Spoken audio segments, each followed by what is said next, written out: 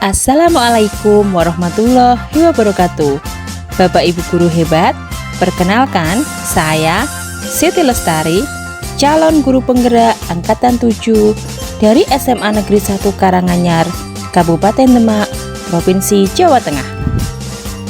Saya akan menyampaikan koneksi antar materi, kesimpulan berdasarkan materi modul 1.2, nilai dan peran guru penggerak, serta kaitannya dengan modul 1.1, filosofi pendidikan Ki Hajar Dewantoro.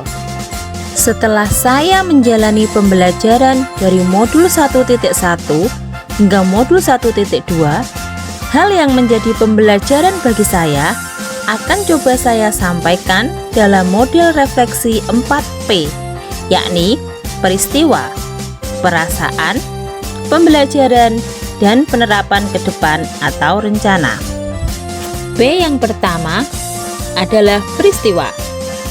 Momen yang paling penting atau menantang atau mencerahkan bagi saya dalam proses pembelajaran modul 1.1 hingga modul 1.2 adalah sebagai berikut. Hal yang penting dan mencerahkan bagi saya adalah ketika saya belajar modul 1.1 tentang filosofi pendidikan menurut Ki Hajar Dewantoro, di mana Ki Hajar Dewantoro menjelaskan bahwa tugas guru adalah menuntun anak dan pendidikan harus berhamba pada anak. Saya juga mendapat momen penting dan mencerahkan ketika belajar modul 1.2, bahwa seorang guru penggerak harus memahami nilai-nilai yang ada pada dirinya agar mampu mewujudkan peran guru penggerak. Momen yang menantang buat saya adalah ketika menerapkan pemikiran Ki Hajar Dewantoro di kelas dan sekolah dalam bentuk aksi nyata, yakni mewujudkan pembelajaran yang berpihak pada murid. Selanjutnya, kaitan antara modul 1.1 dan modul 1.2 yang saya pahami adalah bahwa pada modul 1.1 dijelaskan berdasarkan pemikiran Ki Hajar Dewantoro, pendidik bertugas menuntun segala kodrat yang ada pada anak. Dalam proses menuntun, anak diberi kebebasan, namun pendidik sebagai pamong dalam memberi tuntunan dan arahan. Hal ini jika dikaitkan dengan modul 1.2 sesuai dengan nilai guru penggerak berpihak pada murid, juga sesuai dengan peran guru penggerak sebagai pemimpin pembelajaran. P yang kedua adalah perasaan. Saat momen itu terjadi, saya merasa tertampar. Ternyata apa yang saya yakini selama ini tentang pembelajaran adalah salah. Saya merasa bersalah terhadap murid-murid saya karena pembelajaran saya selama ini belum berpihak pada murid. Pembelajaran saya masih berdasarkan kepentingan dan target kurikulum.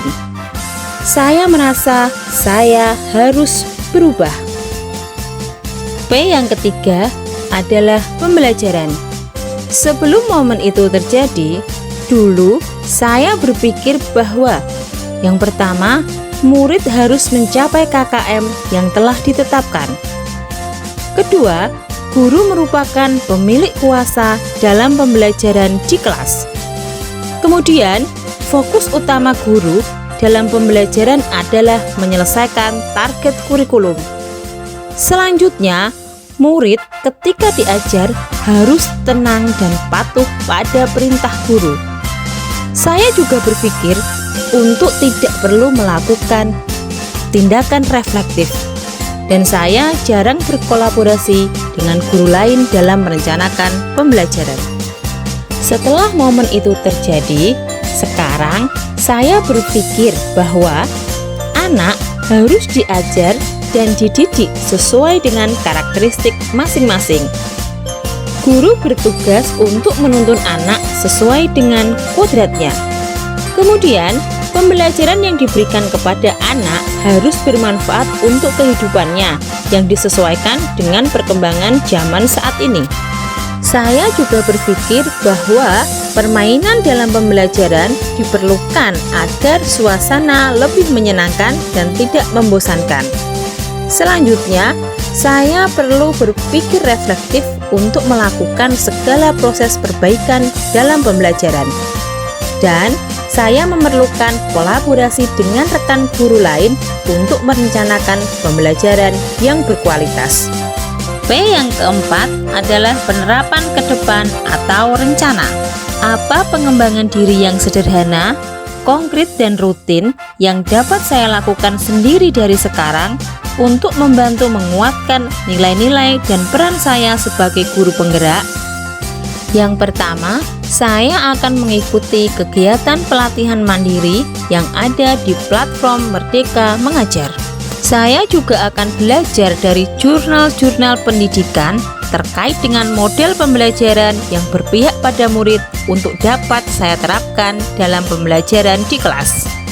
Saya juga akan menyusun media pembelajaran berbasis teknologi informasi, misalnya yang sederhana membuat video-video pembelajaran yang akan diupload dalam akun YouTube. Demikianlah penjabaran dari saya. Terima kasih. Salam guru penggerak, salam bahagia. Wassalamualaikum warahmatullahi wabarakatuh.